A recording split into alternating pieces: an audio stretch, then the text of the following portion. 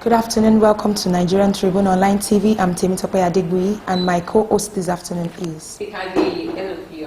Yes, we have a personality in the studio this afternoon. Is the Acting Zonal Head of Economic and Financial Crime Commission, Oyo State, Ibadan office. Welcome with me, Mr. Igeleke Bright. You're welcome, sir. Yeah, good afternoon. Yes, good afternoon. Also, Faith, over to you. Good afternoon, sir. You're welcome. Okay, sir. People have recently criticized EFCC, especially in Ibadan, for arresting youth at relaxation centers. So, sir, what is your view on this? You see, 419ers that are usually called yahoo. So the best way you can find them is all these clubs, hotels, and that's where they enjoy and lavish their money. And you find them in most of the exotic hotels outside there. So there's no way you can find them without going to this area. But their presence in the town is not limited or restricted to hotels and clubs, but they are mostly found in those places. The 360 you visited, you guys visited some time ago. Did you carry out an investigation to to know that what those people they are actually Yahoo boys? Yes, we don't just go out on a random arrest. See, we normally generate some intelligence. Some actionable intelligence. We'll follow it up. We can follow it up to a month, a year, depending on the level of investigation we'll carry out. So our arrest is always sequel to investigation and some surveillance that we've carried out at the initial period. It's not just a spontaneous action. Oh, okay, sir. So lately we recorded a very huge result. 100 Yahoo guys were arrested. That's a kudos in a month. So how were you able to pull that through, sir? Yeah, we have capable men. We are well equipped. We've got the required resources, men, material, and a good working environment. So that was how we were able to, even if the number were more than that, we could have even, Were there any challenges you encountered while, trying to get those 100? Because in a month, 100 Yahoo guys, it's a lot.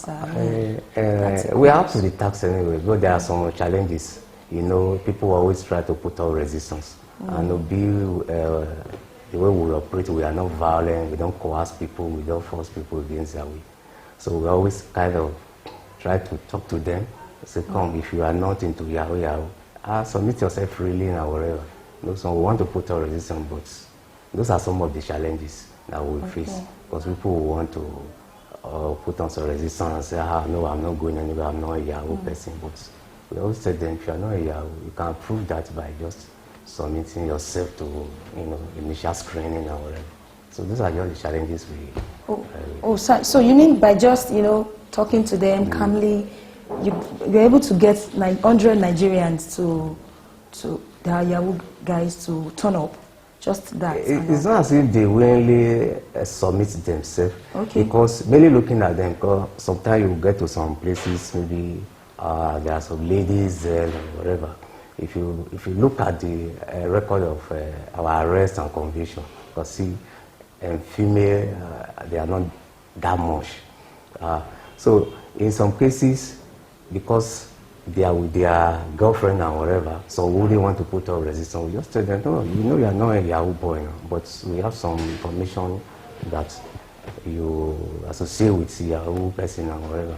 So let's just go, let's see, let's look at your phones and other information about you. So that's really nice. follow. So we don't coerce them. We don't coerce them. All right, over to you. So are Yahoo boys the only criminals we have in this country? No, they are not Yahoo boys. That it's just an aspect of the criminal activities ongoing, not just in Ibadan. Because a lot of Nigerians believe you guys just arrest Yahoo boys, and there are a lot of politicians also that do a lot of criminal activities, and you guys don't go there to arrest them. What's your view on that? Yes, we do arrest. It's like maybe some are not very much abreast with the with our convictions, and those have been convicted. So it's just that because Yahoo internet fraudster is becoming too prominent, and this thing is giving Nigerians and even the country a bad image across, beyond the shore of this country. And this Yahoo fraudster, the activities is not just limited to foreigners or whatever. They dupe Nigerians here. They hack into your email account. They take control of your email account. So everybody, we are all victims, not just foreigners. So that is why we decide to take a stand against it, that we will reduce it to the barest minimum. So it's not just the Yahoo people we are investigating or arresting. We are arresting everyone. We are mandated to investigate every criminal activities that borders on economic and financial crime. So we investigate any offenses that border on financial crime, not just Yahoo. It's just that the thing is taking a greater toll on Yahoo people these days. That's why it seems as if. So we are investigating every crime that falls within the mandate of the Commission. So with all of this and all the job you guys are doing, can you say Nigeria is winning the anti-corruption war? Yes, we are winning. We are winning, definitely. You can see it's reducing by the rate of arrest now. You can see it's reducing. It's as if the population of Nigeria is reducing. Most of them have taken flight out of Nigeria, because some that be convicted, served their jail term, their friends and all that, they knew that it is not good to commit crime, or it is not good to be involved in any fraudulent activities. You can see most of the hotels and wherever now, they do background check. They will require you to your identification before they can even provide an accommodation for you. So unlike in those days where they relish and carouse the cities with their exotic cars and what have you, but these days you can see some of them that are still in it. We'll definitely get to them. They live a low-profile life and wherever. So we are really winning the war against internet and fraudsters and other criminal activities. All right, sir. So you mentioned something that Yahoo is actually prominent and is really on the rise. Really, I must say that. And you mentioned something about hacking into accounts, Facebook account. Because of recent, I know someone whose Facebook account was deleted. So my question is, sir, do you have like a partnership with all this, like Google, Facebook? If there's a way, you can, because really lives are online, details of people are on the social media. And you see that it's not, like you said, that it's not just white foreigners, they hack into account. How are you able to, convince people that their information it's safe? And also, do you have like a partnership with Google, with Facebook, LinkedIn, that can guarantee people that, yes, EFCC Nigeria is working? Yes, aside arresting investigation, we equally carry a public enlightenment program. Oh, wow. Telling people, don't reveal your personal information, every detail about your family, don't put everything online, however, so as to not be easily accessible to a fraudster. So we do enlighten people with some precautionary measure to take and their online activities. So as per maybe we have a contact with Facebook, Google, and whatever. That's why we are a law enforcement agency. So there's a way is our operational strategy. So because we are on live TV, I cannot reveal those strategies to you. Yes. So that's why we are able to be a kind of arresting them. So any account that is hacked, if we have those information, we know how to liaise with the relevant authority to get the true identity of whoever is behind such. So there is a good collaboration, there's a good working relationship with those internet providers, Google, Facebook, and every other social media companies. Oh, all right. Faith? Sir, in what way do you think we can stem the tide of Yahoo in Nigeria? How can we reduce it? For one, like I told you earlier, most of them have been convicted. Some are still undergoing investigation. So I think deterrent is one aspect of it. So some of them are still out there that have not been caught. some are strategizing either to leave the business, the illegal business of internet fraud permanently, or maybe diversifying their energy into other aspects of life that will give them a legitimate means of living. So deterrent is one. Another one is enlightenment. We don't enlighten them. We talk to them the evil this internet fraudster and other activists has brought to this country now, and even brought to their individual self. So enlightenment is another aspect of it. Then we equally have anti-corruption group that carry out this enlightenment in school, in churches, in mosques, in the university, and other traditional institutions that we tell these people that no, this thing is illegal. You have to stop it, and I believe it's working. That's why the rate of criminalities or criminal activities, especially internet fraudster, is reducing. How often do you sensitize them?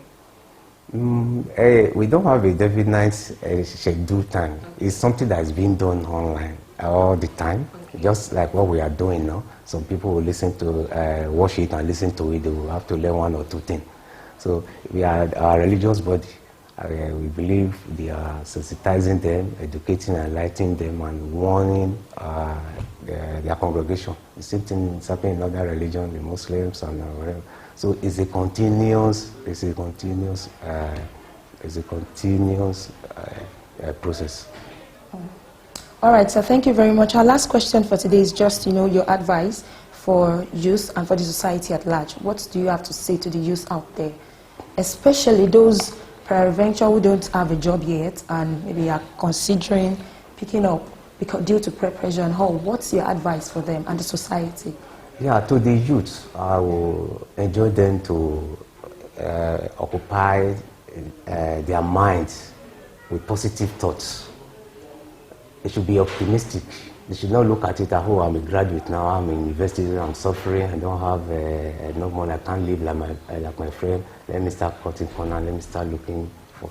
They should have that optimistic spirit in them, that things may be difficult today, but tomorrow will be better if we work hard. You see, all these fraudulent activities, they only serve a temporary measure, because it's not something that one can do permanently in life.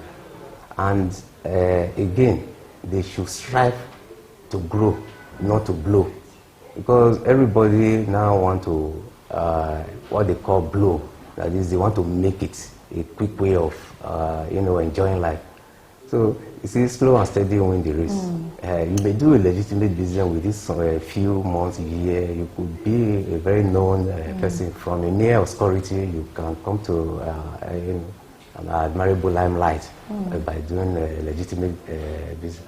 So they should not look at their peer group or try to cut corner or looking up to some fraudulent people in the society as their idol. So they should see them as a role model. They should believe that these things are evil, that it doesn't pay in the long run. And they should desist from engaging in internet fraud and other fraudulent activities. Yes. And to the society, we should not be glorifying ill-gotten money. We should not be glorifying ill-gotten money. If, for example, a young boy that has no legitimate means or no means of income come and try to get a house or rent a house of 1.5 million, it's built on the landlord or the agent to say, what is the source of this guy?